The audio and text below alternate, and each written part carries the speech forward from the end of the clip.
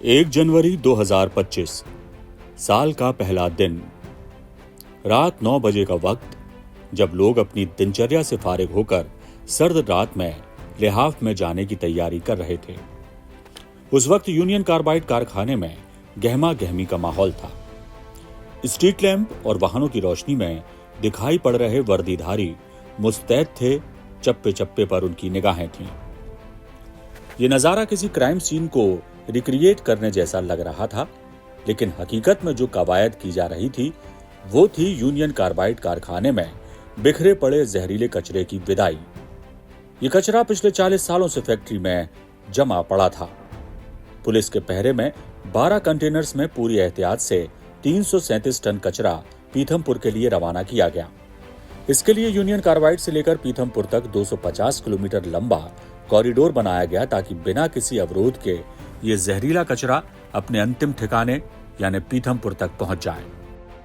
औद्योगिक कचरा था, जो औद्योगिक त्रासदी थी 40 साल पहले हुई थी, उसके कुछ अवशेष में से था। और इस अवशेष को समाप्त करने की दिशा में आज का दिन बड़ा निर्णायक है, जहां पर पहुंचा करके इसको निर्धारित प्रक्रिया से, निर्धारित एसओपी के अंतर्गत इस अंतिम अवशेष को आज नष्ट कर दिया जाएगा। आने वाले दिनों में नष्ट कर दिया जाएगा। ग्रीन कॉरिडोर बनाया गया, कितना बड़ा? यह लगभग 250 किलोमीटर के आसपास का ग्रीन कॉरिडोर है, जिसमें ये बनाया गया है और आने वाले कुछ घंटों में, 6-7 घंटों में गंतव्य तक इन औद्योगिक अवशिष्टों को पहुंचा दिया जाएगा।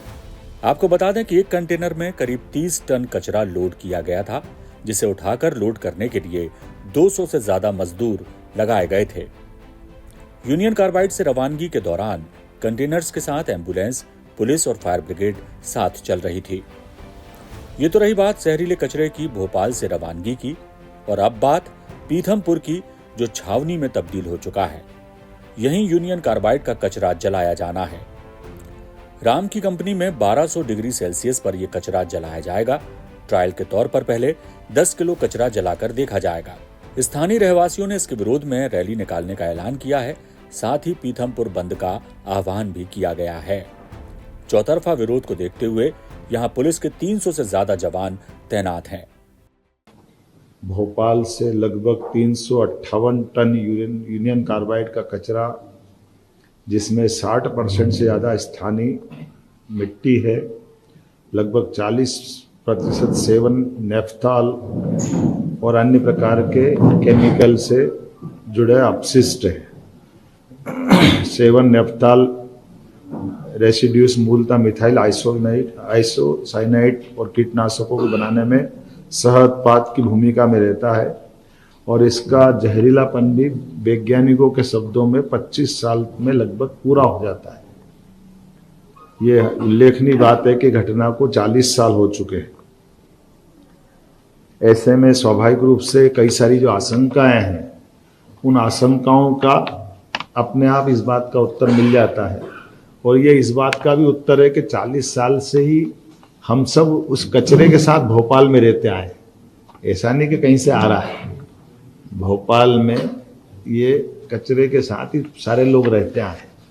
तो इसलिए इस चीज़ को स्मरण में भी रखना है कि जिस बात को तथाकथित लोग एक आशंका से मन में लाते हैं, उनके लिए सारी बातों को समझाने के लिए मैंने बात कही है।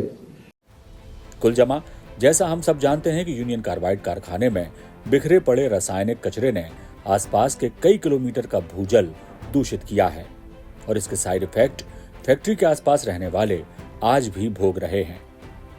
ऐसे में पीथमपुर के रहवासियों को आशंका है कि यहाँ कचरा जलाया जाता है तो पर्यावरण को नुकसान होगा, साथ ही भूजल दूषित होगा।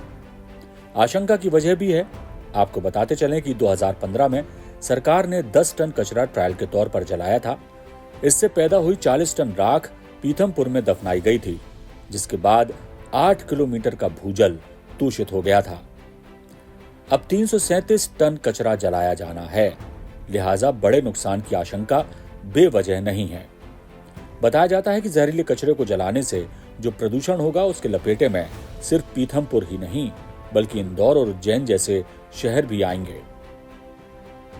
जरा सी चूक बड़ा नुकसान कर सकती है, लिहाजा कचरा पहुंच तो गया है पीथमपुर, लेकिन जिस तरह का विरोध वहां देखा जा रहा है, इसके मद्देनजर लगता नहीं कि कचरे को नष्ट करना इतना आसान होगा।